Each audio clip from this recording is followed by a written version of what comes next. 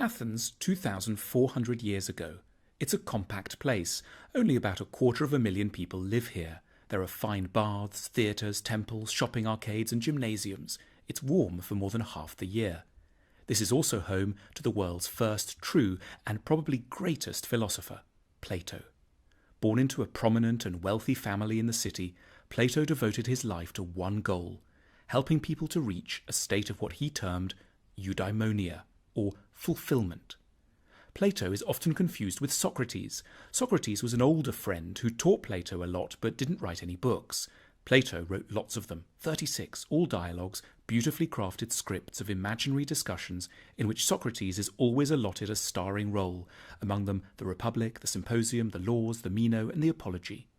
Plato had 4 big ideas for making life more fulfilled.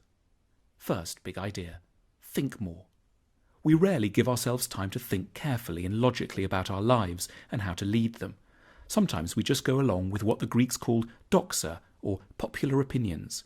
In the 36 books he wrote, Plato showed this common sense to be riddled with errors, prejudice and superstition. Fame is great, follow your heart, money is the key to a good life.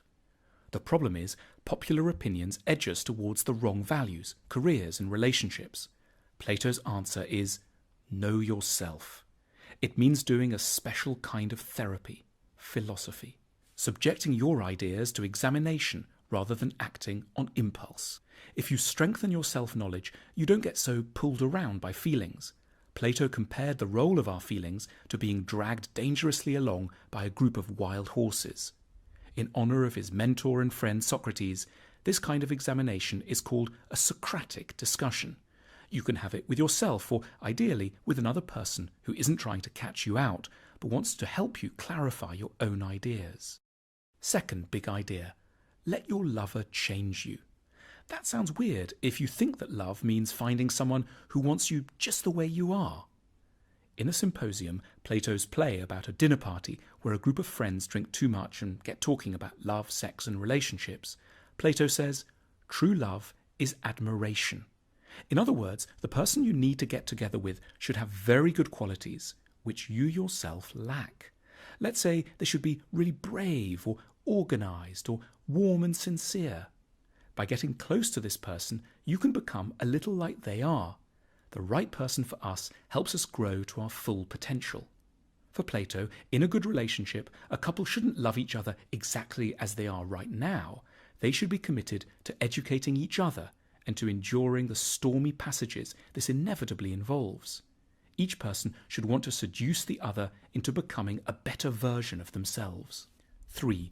Decode the message of beauty. Everyone pretty much likes beautiful things, but Plato was the first to ask, why do we like them? He found a fascinating reason.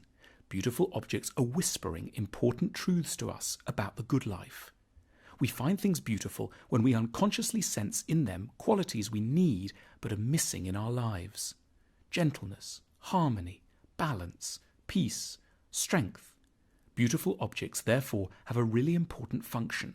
They help to educate our souls. Ugliness is a serious matter too.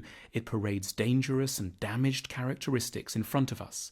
It makes it harder to be wise, kind and calm. Plato sees art as therapeutic. It's the duty of poets and painters and nowadays novelists, TV producers and designers to help us to live good lives. 4. Reform society. Plato spent a lot of time thinking how the government and society should ideally be. He was the world's first utopian thinker. In this, he was inspired by Athens' great rival, Sparta. This was a city-sized machine for turning out great soldiers. Everything the Spartans did, how they raised their children, how their economy was organised, whom they admired, how they had sex, what they ate, was tailored to that one goal. And Sparta was hugely successful from a military point of view. But that wasn't Plato's concern. He wanted to know, how could a society get better at producing not military power, but fulfilled people? In his book, The Republic, Plato identifies... Merhaba arkadaşlar, videomuzda ünlü filozof Plato hakkında bilgi verilmektedir. Alcibiades and sports celebrities like the boxer Milo of Croton. Plato wasn't impressed. It really matters who we admire, because celebrities influence our outlook, ideas and conduct. and bad heroes give glamour to flaws of character. Plato therefore wanted to give Athens new celebrities, replacing the current crop with ideally wise and good people he called guardians, models for everyone's good development. These people would be İzlediğiniz için teşekkürler. Hoşça kalın. simple habits, their dislike of the limelight, and their wide and deep experience. They would be the most honoured and admired people in society. He also wanted to end democracy in Athens. He wasn't crazy. He just observed how few people think properly before they vote, and therefore we get very substandard rulers. He didn't want to replace democracy with a horrid dictatorship, but he wanted to prevent people from voting until they'd started to think rationally. That is, until they'd become philosophers. Otherwise, the government would just Bismillahirrahmanirrahim. Kul huvallahu ahad, Allahu samet, lem yelid, lem yelid, ehad. Allahu samet.